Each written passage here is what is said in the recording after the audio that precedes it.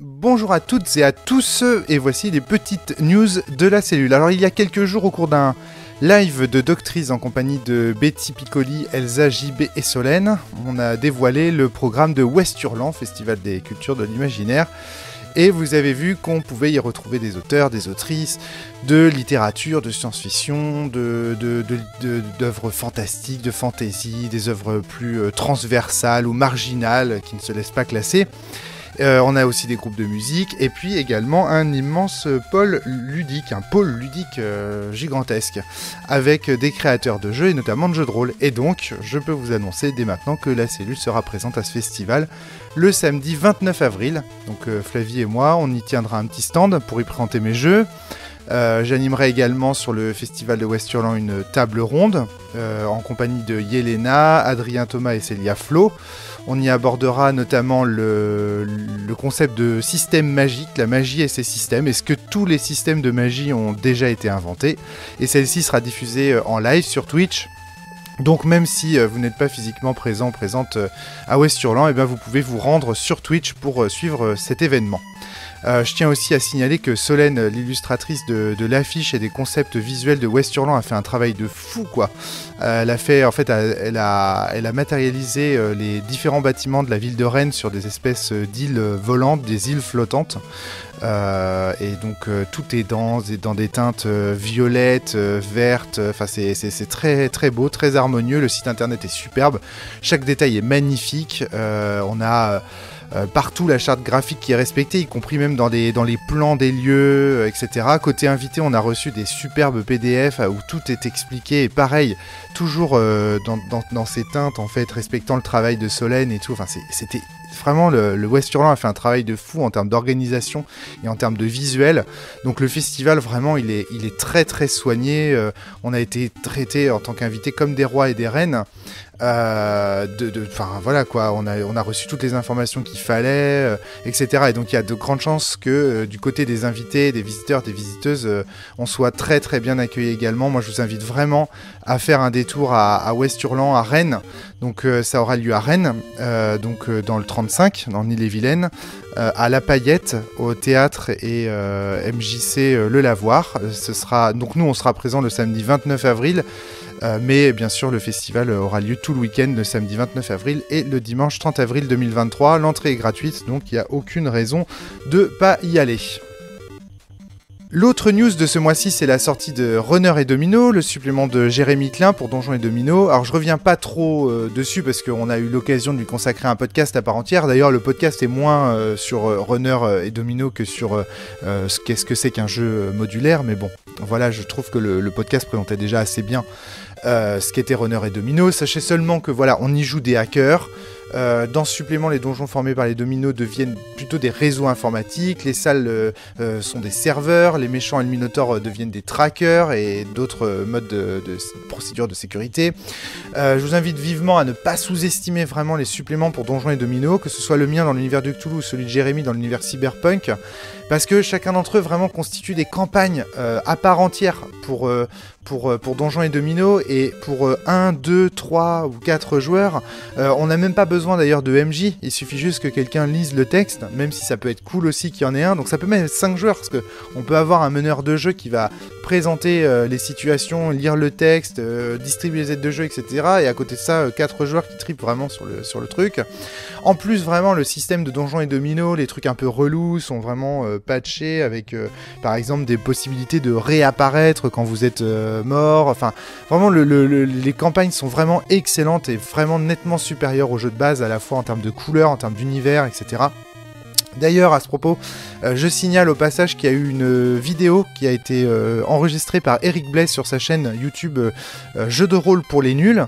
Et il a sorti cette semaine une vidéo consacrée aux jeux de base Donjons et Domino, et les remarques et les critiques d'Eric sont parfaitement justifiées, très pertinentes. Je vous invite vraiment à aller faire un tour sur la chaîne Jeux de rôle pour les nuls, où justement il y a cette critique de Donjons et Domino, et notamment une critique qui m'a beaucoup plu, c'est qu'il dit que finalement le jeu est cher vis-à-vis du matériel qu'on reçoit chez chez nous, c'est-à-dire que c'est vrai que pour 2 livrets et quelques cartes, 18 €, ça semble être un prix qui est quand même assez excessif, mais que par contre le concept vaut le détour et vaut le prix. Et donc si le matériel n'est pas à la hauteur de ce que vous recevez, ne vous faites pas tout de suite une opinion sur le jeu et essayez d'y jouer pour voir le potentiel du jeu de base. C'est exactement ce que dit Eric, c'est exactement ce qu'on disait dans le podcast sur la modularité et sur Donjons et Dominos. C'est vraiment cette idée que le jeu, quand on le reçoit, il y a un côté un peu frustrant, il ne propose pas tout ce qu'on voudrait, il n'y a pas tout le matériel, etc. Et que cette forme d'incomplétude du jeu, d'imperfection du jeu va nous pousser justement à créer des choses nouvelles. Et donc vraiment, de ce point de vue, la vidéo d'Eric vaut son pesant de cacahuètes. Je vous invite vraiment à aller la regarder. La dernière news dont je voulais vous parler, c'était la sortie de Cetra quand même, parce que je trouve qu'il est un peu passé inaperçu, personne n'a trop tilté, mais c'est un jeu de rôle et un wargame à part entière. C'est un jeu qui se veut critique des IA génératives et qui sera accessible uniquement sur Patreon. En d'autres termes, donc la base du jeu et les suppléments du jeu seront accessibles en téléchargement sur la page Patreon, nommée Romaric Brillant.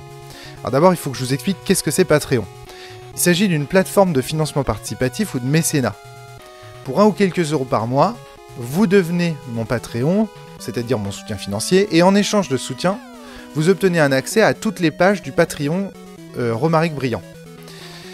Or, sur ces pages, vous avez des articles qui sont inédits sur la cellule, soit qu'ils ne concernaient pas directement le jeu de rôle, soit qu'ils n'avaient pas leur place là. Par exemple, j'ai fait un article récemment sur les Shadok et l'ordinateur, les liens entre l'ordinateur Shadok et les IA génératives, justement. Bon, voilà, j'ai trouvé que c'était pas la place de le diffuser sur la cellule. Donc du coup, je l'ai mis sur le Patreon. Et ça, les abonnés, enfin les membres de mon Patreon, ils y ont accès. Il y a aussi des jeux inédits sur le site romaricbrillant.fr. C'est-à-dire que vous ne pourrez pas trouver les jeux qui sont sur le Patreon sur le site romaricbrillant.fr. Autrement dit, ces jeux ne sont pas achetables, ils ne sont pas à vendre sur la boutique normale. Ils ne sont accessibles uniquement que si vous me soutenez sur Patreon. Donc, en échange de votre soutien sur Patreon, vous recevez des jeux et des articles exclusifs. Et donc finalement, ce Patreon, il remplace le Tipeee, qui avait été fermé l'année dernière, et notamment la page des abonnés. Alors la page des abonnés reste accessible, il n'y a pas de problème, mais par contre, elle reste accessible, en tout cas pour ceux qui avaient souscrit au Tipeee, mais par contre, elle ne sera plus mise à jour. Donc voilà. Donc maintenant, il faut basculer, si vous étiez Tipeee, il faut basculer sur Patreon si vous voulez avoir accès aux bonus. Et cette fois-ci, en fait, les bonus, c'est moins des bonus liés à la cellule que des bonus liés à mon travail en tant qu'auteur indépendant. C'est pour ça que c'est maintenant plus la page de la cellule, mais plutôt la page de Romaric Brillant. Sachant que bien sûr, puisque la cellule, c'est moi qui la finance, etc., je ne vais pas refaire la vidéo de présentation que j'avais faite, mais me soutenir, c'est aussi soutenir indirectement la cellule. Alors maintenant, je voudrais revenir sur Cetra. Qu'est-ce que c'est Cetra? Ce jeu qui va être justement exclusif au Patreon. C'est un jeu de rôle, déjà, avec pour système de résolution, en fait, une sorte de wargame, façon Dune de Battle for Arrakis. Chaque joueur va construire sa base, en fait, et va développer ses activités pour ensuite soit attaquer, soit défendre des positions stratégiques. Et donc c'est un jeu en fait qui parle beaucoup de géostratégie. Son univers est inspiré de Dune, extrêmement inspiré de Dune. Il s'inscrit aussi dans la droite ligne temporelle de Sens, puisque l'univers du jeu a l'air de se dérouler après Sens Exalogie. Bon, néanmoins, c'est pas nécessaire de connaître Sens Exalogie pour pouvoir jouer à Cetra. Éventuellement, regarder la guerre des immortels, ça suffit. Le jeu va vous proposer d'incarner, comme dans Dune, une des 4 maisons de l'Empire de Cetra, et donc l'une des grandes familles métalliennes en quête d'une substance précieuse qui s'appelle l'Aleph-Fer, et de vous foutre sur la gueule entre maisons. Alors, la charte graphique du jeu repose sur l'Aleph-Fer. L'Aleph-Fer, c'est une substance intelligente à laquelle les métalliens et les métalliennes, donc des créatures mi-humaines, mi-métalliques, sont devenues extrêmement dépendantes. Parce que même si ces créatures savent pas grand-chose de leur environnement, ils suppléent leur ignorance par l'intelligence de l'Aleph-Fer. C'est l'intelligence de l'Aleph-Fer qui va leur permettre de réparer les technologies qu'ils utilisent au quotidien, mais qu'ils ne savent pas créer, c'est cette Aleph Faire qui va leur permettre de restaurer des mélodies qu'ils ne savent plus composer eux-mêmes. C'est même cet Aleph Faire qui va permettre de soigner leur propre corps alors qu'ils n'y connaissent rien à leur anatomie, voilà, et qu'ils sont incapables de se soigner eux-mêmes. Donc voilà, l'idée c'est de faire au lieu de faire comme aujourd'hui une IA générative de texte, d'images, etc. Là on a plutôt une espèce d'IA générative d'objets en 3D. Et donc on applique cette IA qui s'appelle l'Aleph Faire sur un objet, et on le recompose. Par exemple, imaginons j'ai une sculpture, en place la Vénus de Milo, à qui il manque les bras. Eh bien, je vais appliquer l'Aleph Faire sur les bras de la Vénus, et l'Aleph Faire va recréer les bras de la Vénus de Milo sur la base de toutes les connaissances accumulées, etc., etc. Et donc voilà, Cetra nous propose de jouer dans un univers dans lequel l'Aleph Faire est devenu central, et de nous poser la question à quoi ressembleraient les humains dans 3000 ans, par exemple, s'ils ne cessaient de faire appel à des IA pour se soigner, pour écrire, pour construire leur ville, pour développer leurs diverses technologies. Autrement dit, le jeu propose de pousser, enfin l'univers du jeu propose de pousser tous les potards sur l'idée qu'on se servirait des IA pour créer. Donc l'univers de Cetra veut une discussion critique sur les intelligences artificielles génératives et leur usage excessif. Le jeu est d'ailleurs illustré par une ancienne version de Wombo Dream. Cette IA générative donne des illustrations datées, et comme ça il est évident que chacune de ces illustrations est générée par une IA. On peut pas se poser la question, tiens mais est-ce que c'est une IA qui a généré ça? Là vous le voyez tout de suite, c'est patent. Et d'ailleurs, j'ai voulu que chacune de ces IA soit un plagiat assez moche, assez grossier d'une illustration qui était faite par un véritable artiste. Et l'idée de cette charte graphique, si vous voulez, c'est de vous transmettre la laideur de l'univers de Cetra à travers des caricatures d'illustrations. Et comme ça, je veux provoquer dans mes lecteurs ou dans ceux qui voient le jeu une espèce de sensation de d'Uncanny Valley. D'inquiétante étrangeté, on dirait, une sorte de vertige ou de malaise, de se dire ah mais c'était les illustrations de Valérie Notavon, ça, elles ont été mutées, enfin il y a un côté un peu mutant, un peu étrange, mais en même temps on les reconnaît, mais en même temps on les reconnaît plus, etc., etc. Et donc la charte graphique de Cetra s'appuie un petit peu sur cette base-là. Donc vous l'aurez compris, j'utilise les myriages, donc les images générées par les IA génératives, non pas pour squeezer le talent d'artistes, etc., pour faire du fric sans payer qui que ce soit, mais bien sûr pour servir un propos critique vis-à-vis d'un usage excessif des IA elles-mêmes. Mais, comme je ne voulais pas vous faire une communication normale, parce que j'utilise des IA quand même. Donc vous voyez, c'est pas parce qu'on utilise des IA pour les critiquer que ça les rend plus légitimes ou plus justifiés dans la communication sur les réseaux sociaux. C'est pour ça que je ne pouvais pas vous vendre Cetra. J'étais mal à l'aise à l'idée de les mettre sur la boutique. Par contre, en faire un PDF téléchargeable pour mes soutiens, ça me semblait plus fair, ça me semblait plus honnête, voilà, donc vous me direz d'ailleurs ce que vous en pensez dans les commentaires de cette démarche.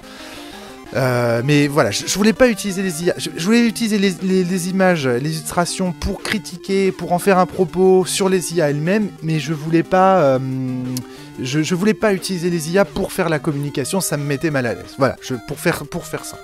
Et là, du coup, échanger le jeu comme ça me paraît beaucoup plus fair. Alors, à côté de ça, Cetra, ça propose un jeu de rôle complet. Chaque joueur, chaque joueuse, je vous l'ai dit, incarne une maison. Il doit découvrir les objectifs et les secrets des autres maisons pour contrecarrer les plans des adversaires. Et à cette fin, en fait, chaque joueur et chaque joueuse va choisir des missions dans un livre de base qui lui est proposé sur Patreon et participer régulièrement à un jeu de plateau. Donc en fait, il s'agit d'organiser des soirées pour jouer à Cetra et donc de faire un wargame en legacy, si vous voulez, avec vos amis. Et au fur et à mesure, donc comme chaque ami a une maison différente, joue une maison différente, il a accès à des secrets différents et au fur et à mesure de découvrir comme ça les secrets de l'univers. Et vous allez voir, il y a toute une partie JDR où les gens discutent entre eux, les familles discutent entre eux, il y a des enquêtes parlementaires qu'on va jouer en vrai, etc. Il y a un petit côté GN, freeform là-dedans, enfin vous verrez, c'est... Et du coup, on a l'occasion de discuter et de creuser les secrets et de creuser les problématiques du jeu. Voilà, j'en dis pas plus, parce que de toute façon, je suis en train de vous préparer une vidéo YouTube pour présenter le jeu et une partie du jeu. Comme ça, chacun d'entre vous pourra vraiment se faire sa propre opinion, sachant que cette vidéo sera bien sûr accessible à tous et à toutes, pas uniquement au Patreon, de façon aussi à donner envie à ceux qui ne me soutiennent pas encore de me soutenir, parce que vraiment, Cetra, c'est un jeu à part entière sur lequel je m'engage. C'est pas comme Loli Rock, quoi, c'est pas un petit jeu, c'est vraiment un gros jeu que j'ai vraiment galéré à faire, et donc j'ai vraiment envie qu'il soit joué et qu'il y ait beaucoup de participants. Voilà, merci beaucoup, c'est tout pour les news. J'espère que vous voir nombreuses à Rennes, à West-Hurlan. J'espère aussi vous voir nombreuses à télécharger Runner et Domino, à faire honneur au travail de Jérémy Klein qui est vraiment extraordinaire. Et enfin, j'espère vous voir nombreux et nombreuses à rejoindre mon Patreon pour me soutenir et découvrir Cetra. Merci beaucoup, à très bientôt tout le monde, portez-vous bien et surtout jouez bien, salut!